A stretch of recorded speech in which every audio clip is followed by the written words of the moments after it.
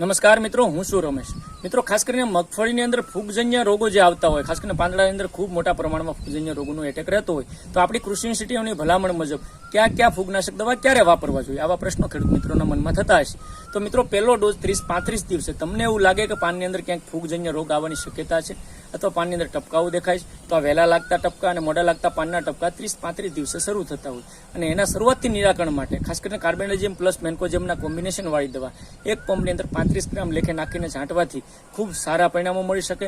ત્યારબાદ કદાચ પહેલા ડોઝની જરૂર ન પડે તો બીજો 45 દિવસ આજુબાજુ જ્યારે ધીમે ધીમે આ ટપકાઓ અને ગેરુને શરૂઆત થતી હોય તો 45 દિવસ આજુબાજુ બીજો ડોઝ હેક્ઝાકોનાઝોલ 5% EC કે SC ના સ્વરૂપમાં મળતી આ દવા એક પંપની અંદર 15 ml લેખે નાખીને છંટકાવ કરવાથી આ જે પાંદડાની ઉપર આવતા ટપકાના રોગ અને એવા ફૂગજન્ય રોગોના નિયંત્રણ માટે આ બંને કોમ્બિનેશન વારાફરતી છાંટવાથી ખૂબ સારા પરિણામો મળે અને આનો ઉપયોગ મિત્રો આપણે ડોઝની અંદર ખાસ મગફળીમાં કરવો જોઈએ. ધન્યવાદ. Thank you.